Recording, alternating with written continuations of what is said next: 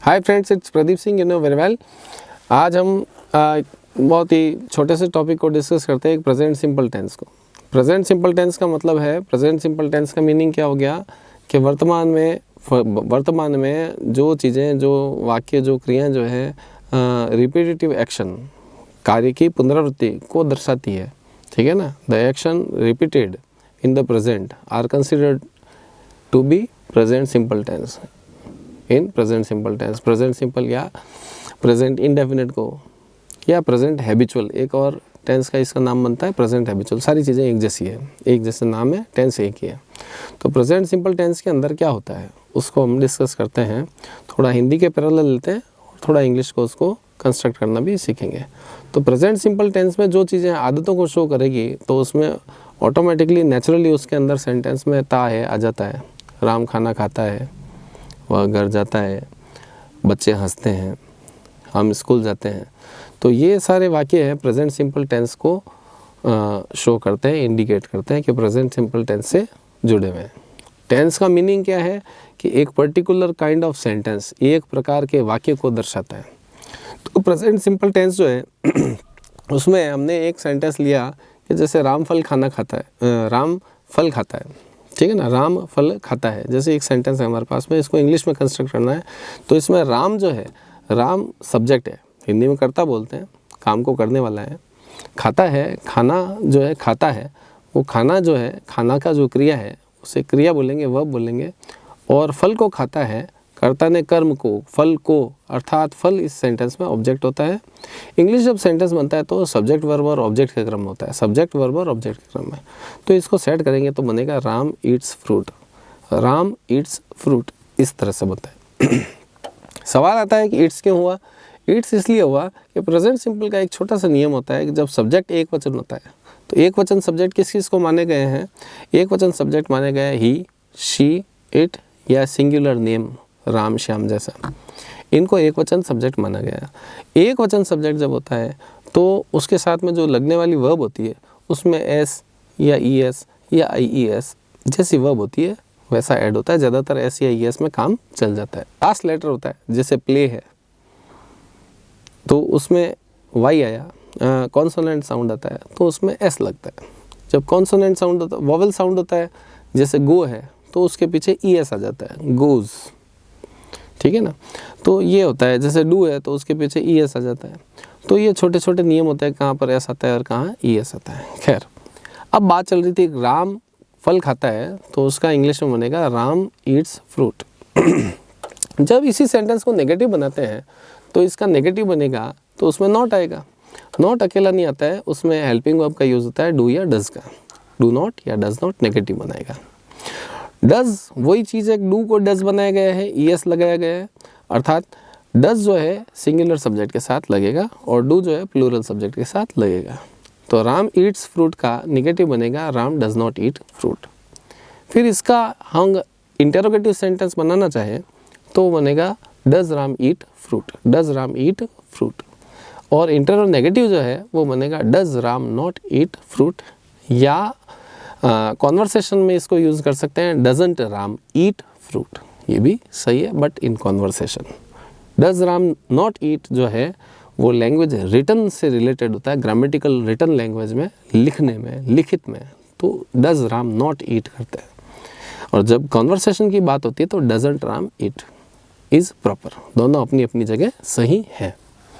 ये है singular subject को पॉजिटिव, नेगेटिव, इंटेरोगेटिव और इंटेरोनेगेटिव बनाने का तरीका। उसके बाद आता है एक प्लूरल का एग्जाम्पल लेते हैं हम। अब प्लूरल सब्जेक्ट किस किस को माना गया है इस टेंस में। आई, ध्यान दें, I we you they, I we you they, इनको प्लूरल माना गया है। या कोई दो या दो से ज़्यादा कर्ताओं के नाम आ गए, जैसे राम एंड श्याम, राम एंड सीता वगैरह वगैरह।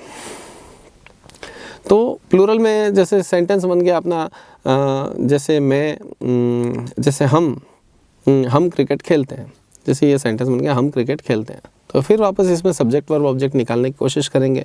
तो खेलने वाले हम हैं तो हम इसके सब्जेक्ट हो गए, खेलते, हम क्रिकेट खेलते हैं तो खेलना इसमें वर्ब हो गया, मेन वर्ब, मुख्य क्रिया। और इसका ऑब्जेक्ट जो है वो हो गया क्रिकेट, फुटबॉल, जो भी गेम है वो हो गया। हम किसको खेलते हैं वो ऑब्जेक्ट हो गया, किसको वो ऑब्जेक्ट है, किसको का आंसर जो था वो ऑब्जेक्ट है। तो हम क्रिकेट खेलते तो इंग्लिश बन जाएगी इसकी वी सब्जेक्ट हो गया, फिर प्ले और फिर क्रिकेट। अब इसमें प्लेस क्यों नहीं होगा, क्योंकि वी प्लूरल है। तो जब प्लूरल होगा तो वर्ब के साथ एस एस नहीं लगता है, और नेगेटिव होगा या इंटरोगेटिव होगा तो हेल्पिंग वर्ब में डू का यूज़ होता है। तो इसका नेगेटिव बनेगा तो we do not play cricket हो जाएगा। इंटरोगेटिव बनेगा तो do we not play interrogative sorry do we play cricket, और इंटरोनेगेटिव बनेगा मतलब प्रश्नवाचक नकारात्मक बनेगा, तब हो जाएगा इसमें do we not play cricket, या कॉन्वर्सेशन में हो जाएगा डोंट वी प्ले क्रिकेट। इस तरह से इंटरोगेटिव नेगेटिव सेंटेंस बन जाते हैं। तो ये सेंटेंस बनाने की प्रोसेस है।